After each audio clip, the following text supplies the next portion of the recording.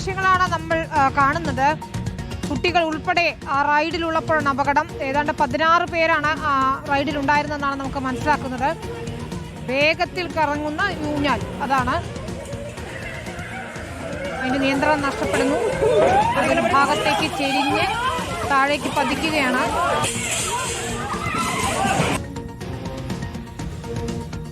അഞ്ചു പേർക്കാണ് നിലവിൽ പരിക്കേറ്റതെന്നാണ് നമുക്ക് മനസ്സിലാക്കാൻ സാധിക്കുന്നത്. ഗോകുൽനാഥ് ഉണ്ട് മെഡിക്കൽ കോളേജിൽ നിന്ന്. ഗോകുൽ, എന്താണ് പരിക്കേറ്റവരുടെ ആരോഗ്യനില സംബന്ധിച്ച് ലഭിക്കുന്ന വിവരം? ഒരാളുടെ കാൽ ഒടിഞ്ഞിട്ടുണ്ടെന്ന് മനസ്സിലാക്കുന്നു. ദൃക്സാക്ഷികളിൽ ഒരാൾ പറഞ്ഞത് ഒരു സ്ത്രീയുടെ തലയ്ക്കും പരിക്ക് പറ്റിയിട്ടുണ്ടെന്നാണ്. ഏറ്റവും പുതിയ അപ്ഡേറ്റുകൾ എന്താണ് നമുക്ക് നൽകാൻ കഴിയുന്നത്? നിലവിൽ ഇപ്പോൾ ഡോക്ടർമാർ പറയുന്നത് കാലുകൾക്ക് 4ഓളം പൊട്ടലുകളാണ് ഒരു സ്ത്രീക്കുള്ളത്. മറ്റു പലർക്കും കാലിന് പൊട്ടലുകളാണ് നിലവിൽ സംഭവിച്ചിട്ടുള്ളത് എന്നുള്ളതാണ്. മറ്റാളുകളെ ഇപ്പോൾ നിലവിൽ കുറച്ചാളുകളെ പ്രവേശിപ്പിച്ചിരിക്കുന്നത് സെന്റ് ജോസഫ് ആശുപത്രിയാണ്.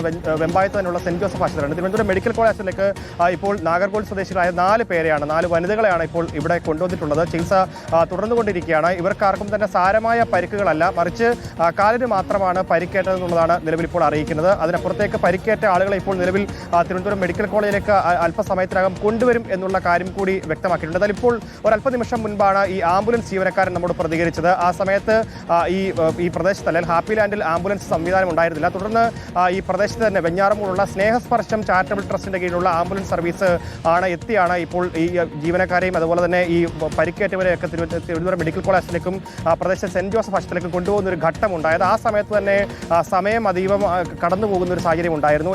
ഒരുപാട് വൈകിയാണ് ഈ ആംബുലൻസ് സർവീസ് എത്തുകയും ഒക്കെ ചെയ്തത്. മുൻപും ഇത്തരത്തിൽ അപകടം നടന്ന സമയത്ത് ഇതേ ആംബുലൻസ് ജീവനക്കാരൻ തന്നെയാണ് ഈ പരിക്കേറ്റവരെ തിരുവനന്തപുരം മെഡിക്കൽ കോളേജ് ആശുപത്രിയിലേക്കും സെന്റ് ജോസഫ് ആശുപത്രിയിലേക്കും ഒക്കെ കൊണ്ടുപോകുന്ന ഒരു ഘട്ടമുണ്ടായത്. അദ്ദേഹം തന്നെ നമ്മളോട് റിപ്പോർട്ടറിനോട് പറയുന്ന ഒരു ഘട്ടമുണ്ടായി. അതായത് ഈ അപകടത്തിൽപ്പെടുന്ന പല റൈഡുകളും മുൻപ് അപകടത്തിൽ പെട്ടപ്പോഴും അല്ലെങ്കിൽ ആ സാഹചര്യത്തിലൊക്കെ തന്നെ ഈ മുൻകരുതലിന്റെ ഭാഗമായി ചില ബോർഡുകൾ വെക്കാറുണ്ട്. പക്ഷേ അത്തരത്തിലൊരു ബോർഡ് പോലും പലപ്പോഴും ഇവിടെ എഴുതി പ്രദർശിപ്പിക്കാറില്ല. ഇതൊക്കെ തന്നെ വലിയ അപകടത്തിലേക്ക് കാര്യങ്ങൾ നീക്കുകയും നയിക്കുകയും ഒക്കെ ചെയ്യുന്ന ഘട്ടത്തിലേക്ക് കാര്യങ്ങൾ നീക്കുകയും ചെയ്തതാണ്. എന്തായാലും ഇപ്പോഴും അതിന് സമാനമായ സ്ഥിതിയാണ് ഉണ്ടായത്. ഈ റൈഡിൽ നിന്ന്, സ്ലിംഗ് റൈഡിൽ നിന്ന് മുൻപും ഇത്തരത്തിൽ അപകടങ്ങൾ ഉണ്ടായിട്ടുണ്ട്.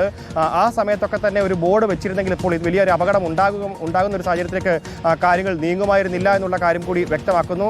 ഈ ഏജൻസിക്ക് അല്ലെങ്കിൽ ഈ കമ്പനിക്ക് ഇത്തരത്തിൽ ഒരു ആംബുലൻസ് സർവീസ് പോലും ഉണ്ടായിരുന്നില്ല. തുടർന്ന് പുറത്തുനിന്ന് ഹയർ ചെയ്ത് ആംബുലൻസ് സർവീസ് എത്തിക്കേണ്ട ഒരു ഘട്ടം കൂടി ഉണ്ടായി. അതൊക്കെ തന്നെയാണ് ഈ അപകടത്തിലേക്ക് കാര്യങ്ങൾ നീക്കിയത് എന്നുള്ളത് തന്നെയാണ് ഇപ്പോൾ ആംബുലൻസ് സർവീസ് ജീവനക്കാർ തന്നെ പറഞ്ഞു വെക്കുന്നത്. എന്തായാലും ഇപ്പോൾ നിലവിൽ 4 പേരെയാണ്, കന്യാകുമാരി സ്വദേശികളെയും അതേപോലെ തന്നെ ഈ തമിഴ്നാട് സ്വദേശികളായ 4 പേരെയാണ് ഇപ്പോൾ തിരുവനന്തപുരം മെഡിക്കൽ കോളേജ് ആശുപത്രിയിലേക്ക് കൊണ്ടുവന്നിട്ടുള്ളത്. അവരുടെ അവസ്ഥ ഗുരുതരമല്ല എന്ന് തന്നെയാണ് മെഡിക്കൽ കോളേജ് അധികൃതർ വ്യക്തമാക്കുന്നത്. കാലിന് 4ഓളം പൊട്ടലുകളാണ് ഒരു സ്ത്രീക്കുള്ളത്. മറ്റൊരാൾക്കും ഇതേപോലെ തന്നെ കാലിനാണ് പരിക്കുള്ളതെന്നാണ് അറിയാൻ സാധിക്കുന്നത്. എന്തായാലും തലക്കടക്കം പരിക്കേറ്റ ആളുകളുണ്ട്. അവരെ പലരെയും ഈ തിരുവനന്തപുരം മെഡിക്കൽ കോളേജ് ആശുപത്രിയിലേക്ക് ഉടൻ തന്നെ എത്തിക്കുമെന്നുള്ള കാര്യം കൂടി വ്യക്തമാകുന്നുണ്ട്. വിനീത, ശരി, ഏതായാലും പരിക്കേറ്റവരുടെ നില ഗുരുതരമല്ല എന്നത് ആശ്വാസകരമായ കാര്യമാണ്. ആദ്യം നമ്മൾ അറിഞ്ഞത് തലയ്ക്ക് ഗുരുതരമായി പരിക്കേറ്റുണ്ടെന്നാണ്. പക്ഷെ അവർ ചികിത്സയിലുണ്ട്.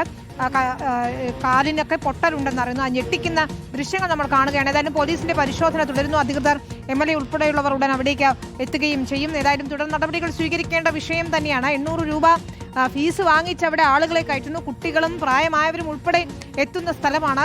അവിടെയാണ് ഒരു സുരക്ഷാ മാനദണ്ഡങ്ങളും പാലിക്കാതെ ഈ പാർക്ക് പ്രവർത്തിച്ചിരുന്നത് എന്നതാണ് നമ്മളെ അത്ഭുതപ്പെടുത്തുന്നത്, ഞെട്ടിക്കുന്നത്. നമുക്ക് തിരിച്ച്